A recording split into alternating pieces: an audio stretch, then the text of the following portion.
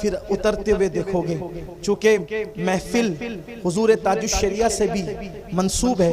صرف ایک بات حضور تاج الشریعہ کی کہ لوگ سوچتے ہیں کہ ان کو اتنی مقبولیت، ان کی اتنی مقبولیت.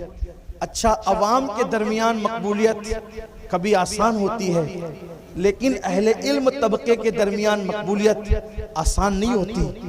علم والا، دیکھیے سارے لوگ اگر کالے سانولے ہوں تو کوئی ایک خوبصورت بندے کی بہت قدر ہوگی، لیکن اگر سارے حسن والے ہوں تو حسن والے میں کسی حسن والوں کی عزت ہونا بڑی بات ہے.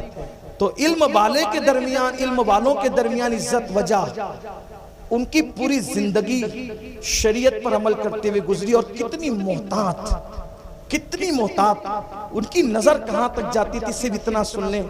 ایک مرتبہ وہ ٹرین سے سفر کر رہے تھے، ہمارے علاقے میں ٹرین سے سفر کر رہے تھے. اب ظاہر سی بات ہے سب کو ایک تمنا رہتی تھی کہ حضرت جلدی تشریف لائیں.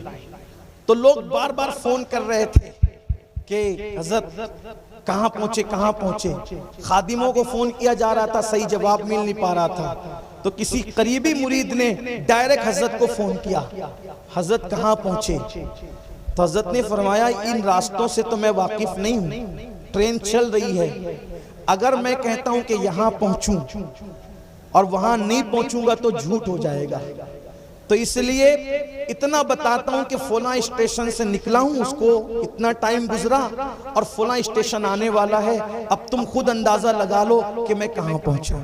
میں نہیں کہتا جھوٹ سے. دیکھیں کتنی احتیاط. ایک مرتبہ ایک خطیب صاحب تقریر کر رہے تھے، تقریر کرتے کرتے انہوں نے دوران تقریر جو ہے، بلکہ ابتدائے تقریر خطبہ پڑھا. تو خطبے میں بہت سارے لوگ پڑھتے نحمدہ ونصلی علی رسولہ الکریم اما بعد، پھر کہتے ہیں قال اللہ تبارک و تعالی، اور پھر کہتے ہیں اعوذ باللہ من الشیطان الرجیم بسم اللہ الرحمن الرحیم. اس طرح سے علماء کے لیے بہت باریک سی بات ہے، ان کی نظر کہاں تک ہوتی تھی. تو جب ایک خطیب صاحب نے خطبہ پڑھا حضرت کے سامنے، اچھا حضرت بیٹھ کر کے خاموشی سے سنتے رہے ایک دم اطمینان سے. جب حضرت کی باری آئی تو حضرت نے فرمایا کہ خطیب صاحب اگر توبہ کر لیتے تو اچھا ہوتا، اس لیے کہ انہوں نے کہا کہ نحمدہ ونصلی علی رسول کریم اما بعد، خطبے کے بعد کا بعد کیا؟ قال اللہ تبارک و تعالی، یعنی اللہ تعالیٰ نے فرمایا. اور پھر کہا اعوذ باللہ من الشیطان الرجیم، کہ میں اللہ کی پناہ مانگتا ہوں شیطان مردود سے. یہ تو بندوں کے لیے، اللہ کے لیے تھوڑی ہے. تو گویا کہ انہوں نے اللہ کی طرف منسوب کر کے لاشعوری طور پر یہ غلط بات پڑھ دی. اس طرح احتیاط ان کی زندگی میں تھا. اور خدا کی قسم وہ نماز کے ایسے پابند تھے کہ آنکھوں کی بینائی انتہائی کمزور ہونے کے بعد بھی انہوں نے گھڑی بولنے والی لگا رکھی تھی.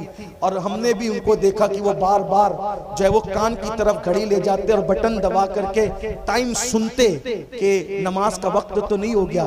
اور جب نماز کا وقت شروع ہوتا تو ان کی خصوصیت تھی کہ وہ شروع وقت ہی میں نماز ادا فرماتے تھے. اس طرح ان کی زندگی شریعت مطہرہ کی پابند تھی. اسی لیے ان کے چلے جانے کے بعد بھی لوگوں کے دل میں ان کی محبت کی شمع جل رہی ہے. اور جب تک انشاءاللہ چاند و سورج نکلتے رہیں گے، اختر رضا کا یہ اختر اپنی پوری تاب و توانائی کے ساتھ افق سنیت پر چمکتا رہے گا. اس لیے کہ اللہ نے ان کو وہ تقوی عطا کیا تھا.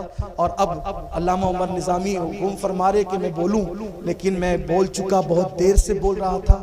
اور چونکہ میری عادت ہے کہ جب ہمارے قائد، ہمارے امیر تشریف لاتے ہیں تو میں ان کے سامنے کوئی گفتگو نہیں کرتا. میں لوگوں سے کہتا ہوں کہ بزرگوں کے سامنے جن سے کچھ سیکھتے ہیں ان کو سبق سناتے ہیں، ان کے سامنے تقریریں تھوڑی کی جاتی ہے. تو اس لیے اب اس خطیب کی باری ہے. علمہ پور والے انٹرنیٹ کی دنیا نے مٹھی میں دنیا کو کر رکھا ہے. ایسا نہیں کہہ سکتے کہ کون کس کو نہیں جانتا، کون کس کو جانتا ہے. اب دنیا سب ایک دوسرے کو جانتے ہیں کہ دنیا مٹھی میں آ گئی ہے. آپ نے انٹرنیٹ، حضرت پہلی بار آئے شاید، لیکن انٹرنیٹ کے ذریعے سے آپ نے حضرت کے خطابات سنے ہوں گے اور بہت خوبصورت خطاب. میں تو یہ کہتا ہوں آپ کے سامنے کہ ہم لوگوں کی درجنوں تقریر پر ایک ایک جملہ جو ہے وہ بھاری ہوتا ہے. کل حضرت خطاب فرما رہے تھے اور خطاب کے درمیان حضرت نے بلکہ خطاب کی ابتدا میں حضرت نے ایک جملہ کہا، دیکھیں کتنا خوبصورت ہے، اہل علم اس کی قدر جان سکتے ہیں۔ آپ نے فرمایا کہ لوگ کمزوروں سے محبت نہیں کرتے، لوگ طاقتور سے محبت کرتے ہیں، اور لوگ لینے والے سے محبت نہیں کرتے، لوگ دینے والے سے محبت کرتے ہیں۔ اب اس تناظر میں آپ دیکھیں کہ لوگ حضور سے عشق کیوں نہ کریں، کیونکہ لوگ جب کمزور سے نہیں کرتے طاقتور سے کرتے ہیں۔ حضور سے بڑھ کر طاقتور کون ہو سکتا ہے؟ اس لئے کہ جس کو بارے دو عالم کی پرواہ نہیں، اس ایسے بازو کی قوت پہ لاکھوں سلام، اور لینے والے سے نہیں بلکہ دینے والے سے محبت کرتے ہیں۔ حضور سے بڑھ کر دینے والا کون ہے؟ میرے کریم سے گر قطرہ کسی نے مانگا، دریا بہا دیے ہیں، در بے بہا دیے ہیں، کون دیتا ہے دینے کو منہ چاہیے، دینے والا ہے سچا ہمارا نبی۔ تو ایسے خطیب آج ہمارے درمیان ہیں، لیکن اس کے لیے ایک سنجیدہ ماحول چاہیے۔ میں گزارش کرتا ہوں، آپ سنجیدگی سے سنی رہے تھے،